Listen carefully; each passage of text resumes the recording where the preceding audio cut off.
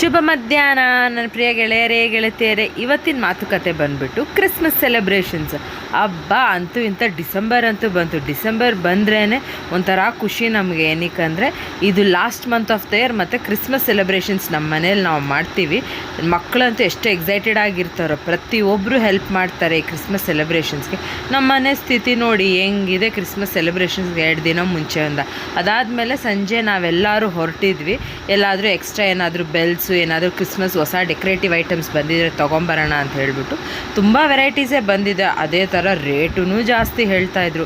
ನಾವು ಸಂಜೆ ಹೋಗಿ ಕೆಲವೊಂದು ಡೆಕೋರೇಟಿವ್ ಐಟಮ್ಸ್ ಬೇಕಾಗಿತ್ತು, ಅವೆಲ್ಲ ಈಸ್ಕೊಂಬಂದ್ವಿ. ಆ ಟೈಮಲ್ಲೂ ನನ್ನ ಮಗಳು ನೋಡಿ ನನ್ನಂತೂ ಬಿಟ್ಟು ಇಳಿಯೋದೇ ಇಲ್ಲ. ಹೆಂಗೋ ಲಾಸ್ಟಲ್ಲಿ ನಮ್ಮ ಮೈದನ್ನ ಎತ್ಕೊಂಡ್ರು ಅವಳನ್ನ. ಆವಾಗಂಟ ಅವಳು ನನ್ನ ಹತ್ರನೇ ಇದ್ಲು. ಕೆಲವೊಂದು ಡೆಕೋರೇಟಿವ್ ಐಟಮ್ಸ್ ನಮಗೂ ಇಷ್ಟ ಆಯಿತು. ಮತ್ತು ನೀವೆಲ್ಲ ಹೇಳಿ ನಿಮ್ಮ ಮನೇಲಿ ಹೆಂಗೆ ಕ್ರಿಸ್ಮಸ್ ಸೆಲೆಬ್ರೇಟ್ ಮಾಡ್ತಾಯಿದ್ದೀರಾ ಅಂತ. Have A nice day.